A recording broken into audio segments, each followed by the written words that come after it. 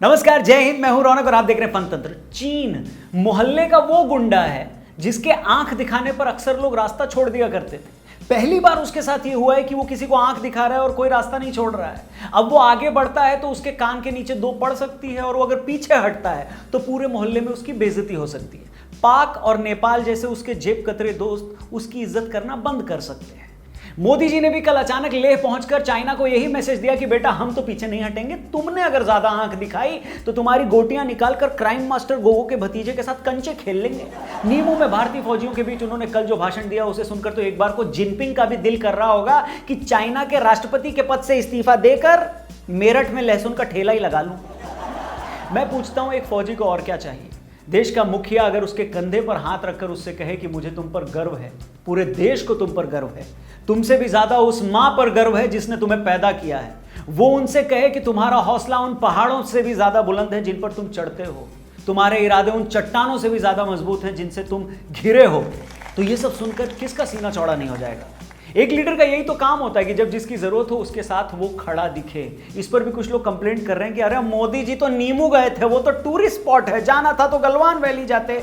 हम समझते हैं कि लॉकडाउन के बाद मंदी बढ़ी है, लोगों का हाथ तंग हुआ है, मगर ऐसी भी क्या मजबूरी है कि अपनी अकल ही बेच डालोगे? नीमू उस जगह का मौसम इतना अलग है कि डॉक्टर्स भी सलाह देते हैं कि लेह लद्दाख पहुंचने से पहले 24 घंटे तक होटल में रहो, खुद के शरीर को मौसम के हिसाब से ढालो। बावजूद इसके प्राइम मिनिस्टर इस उम्र में भी वहां पहुंचते हैं, सेना के जवानों से मिलते हैं, हालात का जायजा लेते हैं, उन्हें संबोधित करते हैं और उसी दिन वापस आकर असम की बाढ़ पर मीटिंग भी लेते हैं। मगर इस सब के बावजूद भी कुछ लोगों को तसल्ली नहीं है। इतने सब के बाद भी मोगेम्बो खुश नहीं होता और तुम शिकायत कर रहे हो कि वो गलवान वैली क्यों नहीं गए। अगर गलवान चले जाते तो तुम ये शिकायत करते कि वो पिस्तौल लेकर अक्साई चीन पर कब्जा करने क्यों नहीं गए, उन्होंने फौज भेजकर तिब्बत को चीन से छुड़ाया क्यों नहीं। मानो वो तिब्बत ना हो गया हो, मिथुन चक्रवर्ती की बहन हो जिसे कोई भी 2 थप्पड़ मारकर गुंडों से छुड़ा लेगा। अरे बस करो ड्राइंग रूम के योद्धाओं। जो लोग कुत्ते के अचानक भौंकने पर नाली में गिर जाते हैं ना, वो इंची टेप लेकर दूसरों की छातियां नापते अच्छे नहीं लगते। उफ, क्या डायलॉग है।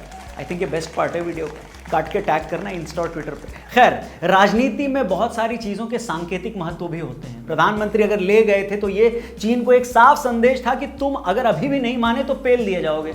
गलवान तो झांकी है, अभी असली जंग तो बाकी है। हो सकता है अकल पर बंधी पट्टी के कारण कुछ लोगों को यह संकेत न समझ में आए हों, लेकिन चाइना की सरकार को यह फौरन समझ में आ गया। तभी तो मोदी के ले जाते ही चाइना की तरफ से बयान भी आ गया। वो अचानक से अलाउद्दीन खिलजी से आलोकनाथ बन गए और कहने लगे कि सारे मसले बातचीत से सुलझाए जा सकते हैं। अबे घोड़ुओं, अगर मसले बातचीत से सुलझाए जा सकते हैं तो तुम्हारी फौज 2 महीने से लद्दाख में जिनपिंग की बहन का झुमका ढूंढ रही। तुम्हारे फौजी कीलों वाली रॉड लेकर गलवान वैली में खेत जोतने आए थे क्या? कैसे है बे लोग? आज हमने तुम्हारे ऐप बैन किए, तुम्हारी कंपनियों के ठेके कैंसिल किए, तुम्हारी आंख में आंख डाली तो तुम बातचीत की पोयम सुनाने लगे। जिस देश ने दलाई लामा जैसे शख्स को आतंकी घोषित कर रखा हो, वो शांति की बातें करे तो ऐसा लगता है मानो पाब्लो एस्कोबार नशा मुक्ति केंद्र खोलना चाहता है। नेपोटिज्म का विरोध करने के लिए करण जौहर एनजीओ खोलना चाहते हैं। अरे हजम नहीं होता ये सब देखकर। हम जानते हैं कि कोरोना के पापों से ध्यान भटकाने के लिए जब तुम लद्दाख में घुसे थे तब तुम्हें भी नहीं पता था कि तुम्हारी ऐसी पिटाई होगी। तुमने सपने में भी नहीं सोचा होगा कि हम टिकटॉक जैसी ऐप का बोरिया बिस्तरा बांधकर उसे वापस पहली फुर्सत में अपनी बुआ के घर बीजिंग भेज देंगे। और आज जब रूस हमें मिग 29 और सुखोई देने के लिए तैयार हो गया है, अमेरिका ने साउथ चाइना सी में युद्धपोत तैनात कर दिए हैं, हांगकांग के मुद्दे पर ब्रिटेन ने तुम्हारी नाक से लेकर मसूड़ों तक में दम कर रखा है, तब तुम ये सोच रहे हो कि इस रायते को कैसे समेटा जाए। सही सोच रहे हो। अगर रायता समेटना चाहते हो, अगर हिंदुस्तान से वफा दिखाना चाहते हो तो पहले जहां जहां हो वहां से दफा हो जाओ, क्योंकि तुम्हारी बात से ज्यादा अब हमें गधे की लात पर भरोसा है। इसलिए पहले पीछे हटो, फिर देखते हैं आगे क्या करना है। समझे? नहीं समझे? समझ जाओ। चलिए अब आपको चलते चलते कुछ पंक्तियों के साथ छोड़े जाता हूं। ये लाइनें, ये कविता, ये पंक्तियां अगर आपको पसंद आए तो आप इन्हें शेयर करते वक्त ट्विटर, फेसबुक और इंस्टा पर हमें टैग जरूर करिएगा। तो अर्ज किया है कि सिर है ऊंचा, छाती चौड़ी, सरहद पर जो गया प्रिय, देख रही है दुनिया सारी, भारत है ये नया प्रिय, तुम भी समझो बातें सारी, चाइना खेल नहीं है बच्चों का, पीठ के पीछे खंजर घोंपे काम बड़ा है टुच्चों का।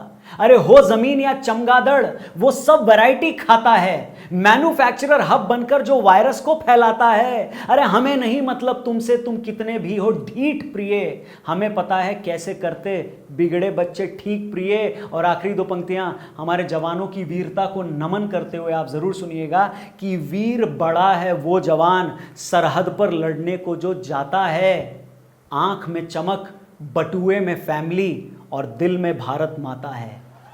हमारे जवानों की बहादुरी की खबर जब आप तक पहुंचती है तो सबसे पहले आपका क्या रिएक्शन आता है, क्या आता है आपके मन में, वो जरूर लिखिएगा कमेंट बॉक्स में। बाकी हमारे चैनल को जरूर सब्सक्राइब करिएगा, फेसबुक पर देख रहे हो तो पेज को लाइक करिएगा, इंस्टा पे टैग करिएगा वीडियो का जो बेस्ट पार्ट लगा है उसे। अपना ख्याल रखिए, नमस्कार, जय हिंद की सेना।